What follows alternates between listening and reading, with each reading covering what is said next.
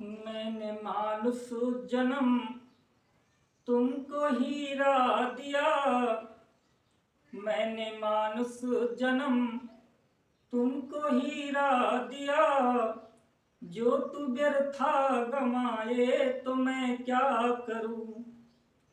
ये साथियों, आपका अपने YouTube channel educations revolution by Puneet Satyarthi में हार्दिक स्वागत एवं अभिनंदन है। आज हम आप लोगों के लिए जो विषय टॉपिक लेकर के आए हैं, उस टॉपिक का नाम है अंतस्थ व्यंजन। जैसा कि पिछले क्लासों में हम पढ़ रहे थे व्यंजनों के प्रकार, स्पर्श व्यंजन तक हम लोगों ने पढ़ लिया है। आज हम पढ़ने वाले हैं अंतस्थ व्यंजन। स्पर्श व्यंजन वे व्यंजन जिनका उच्चारण करते समय वायु मुख के विभिन्न भागों को स्पर्श करते हुए बाहर निकलती है। वायु है मुख के अंदर विभिन्न उच्चारण स्थानों को स्पर्श करते हुए बाहर निकलती है, तो उसे हम क्या कहते हैं? स्पर्श व्यंजन। और जब वायु मुख में नाम मात्र का स्पर्श करती है, यानी उच्चारण स्थानों को नाम मात्र का स्पर्श करते हुए जब वायु बाहर निकलती है, तो उसे हम अंतस्थ व्यंजन कहते हैं। देखिए, यानी कि वे व्यंजन जिनके उच्चारण में वे व्यंजन जिनके उच्चारण में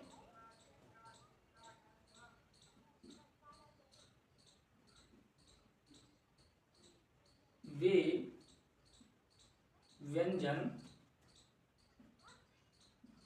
जिनके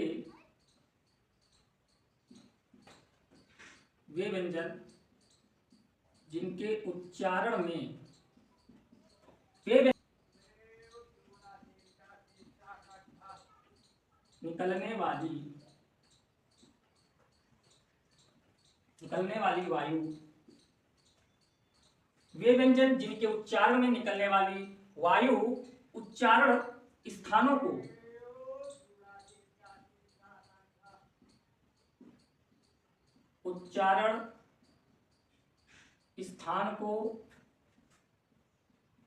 नाम मात्र का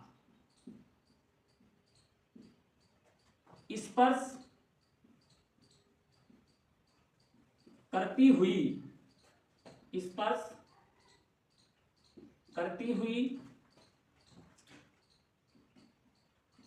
बाहर निकलती है,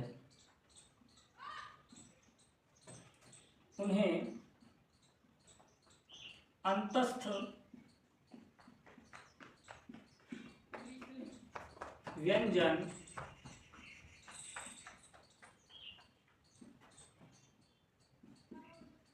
कहते हैं। ठीक है, यानी कि अंतस्थ व्यंजन क्या है?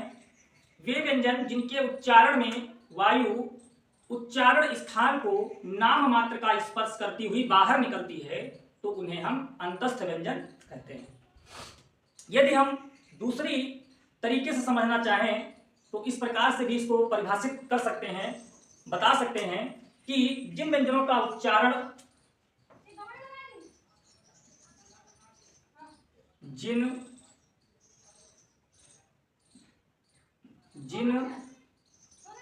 व्यंजनों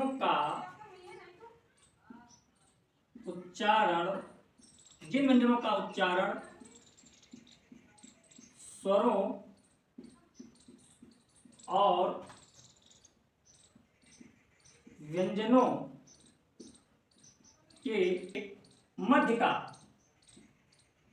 स्वरों एवं व्यंजनों के मध्य का होता है, वे जिन व्यंजनों का उच्चारण स्वरों एवं व्यंजनों के मध्य का होता है, उन्हें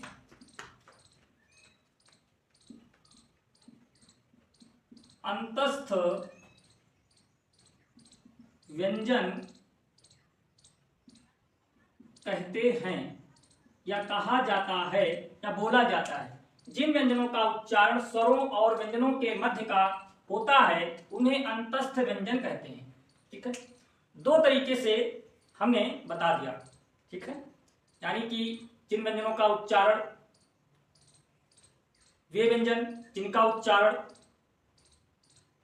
जो है करते समय वायु उच्चारण स्थान को नाम मात्र का स्पर्श करते हुए बाहर निकलती है, और वे व्यंजन जिनका उच्चारण स्वर और व्यंजनों के मध्य का होता है, यानी जिनका उच्चारण करें और वो स्वर एवं व्यंजन की स्थिति का होता है उच्चारण, तो उन्हें हम अंतस्थ व्यंजन कहते हैं।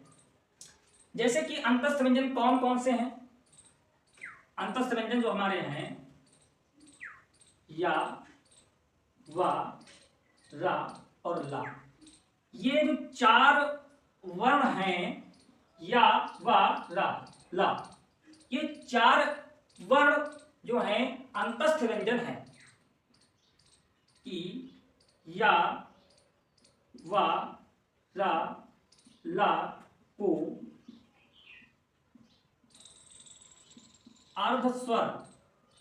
अर्धस्वर भी कहा जाता है। अर्धस्वर भी कहा जाता है। क्यों अर्धस्वर? इसलिए कहा जाता है क्योंकि इनका उच्चारण करते समय स्वर व्यंजन के बीच की स्थिति बनती है, इसलिए इन्हें हम अर्धस्वर भी कहते हैं। अर्धस्वर का मतलब है जो या, वाराला हैं, या, वाराला, इनका जो उच्चारण है वो व्यंजन और स्वरों की मध्य का होता है, इसलिए इन्हें हम अर्धस्वर भी कहते हैं। और देखिए जो हमारे या और वा हैं, या, वा, ये विशेष रूप से अर्धस्वर माने जाते हैं। यावा को हम विशेष रूप से अर्धस्वर माना जाता है। ठीक है, यहां पर लिख भी दे रहे हैं, एक पॉइंट और लिख दे रहे हैं, या, वा को विशेष रूप से अर्धस्वर माना जाता है।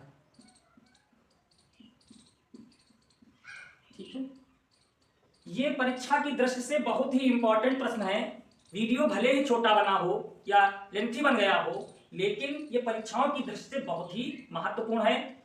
इन पर आधारित प्रश्नों के आने के बहुत चांस होते हैं। जैसे कि हमने यहाँ पर आप लोगों को बताया, प्रश्न ये भी एग्जामिनर कर सकता है कि इनमें से अर्धस्वर कौन है। 4 विकल्प दे दिए, चारों विकल्पों में आपको विभिन्न तरीके के व्यंजन या स्वर को विकल्प में दे दिया और आपसे पूछ दिया कि इनमें से अर्धस्वर कौन है।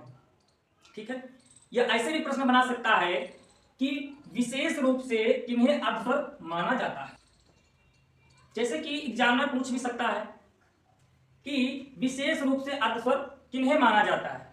प्रश्न ऐसे भी एग्जामिनर बना सकता है, जैसे कि विशेष रूप से अर्धस्वर निम्न में विशेष अर्धस्वर, निम्न में विशेष अर्धस्वर हैं, या निम्न में विशेष रूप से अर्धस्वर किन्हें माना जाता है। आपको ऑप्शन में दिया रहा होगा, या हो गया, और ला हो गया, रा हो गया, का हो गया। मान लीजिए 4 ऑप्शन आपको दे दिए हैं। पूछ रहा है कि निम्न में विशेष अर्धस्वर हैं, तो विशेष अर्धस्वर हमने यहाँ पर बताया है कि या और वा को विशेष रूप से अर्धस्वर माना जाता है। तो इसमें वा तो कहीं दिख नहीं रहा है, ये वाला ऑप्शन जो है हमारा सही हो जाएगा। या को अर्धस्वर माना जाता है। अगर उच्चारण स्थान की बात करें, जैसे कि या, ठीक है, इचु यशानाम तालु, इचु यशानाम तालु, जो हमारा या वर्ण है, इचु यशानाम तालु, या को हम तालु से बोलते हैं। वकारस्य दंतोष्ठम, वकारस्य दंतोष्ठम, वा को हम दांत और ओष्ठ से बोलते हैं। दोनों दांत और ओष्ठ की सहायता से बोला जाता है। रा जो है लिटुर रसाणाम मूर्धा, ठीक है, यानी कि लिटु रसाणाम मूर्धा, ठीक है, मूर्धा से इसका उच्चारण होता है। लि का लिटु लसानाम दंता, इसका उच्चारण दंत है। हमें आशा है कि आप लोग अच्छी तरीके से भली भांति समझ गए होंगे, और यदि आपको वीडियो अच्छा लगे तो आप लोग बस सपोर्ट करें, हमारे चैनल को सब्सक्राइब करें, लाइक भी करें, कमेंट करें और साथ ही साथ शेयर भी करें। आज के लिए इतना ही, धन्यवाद।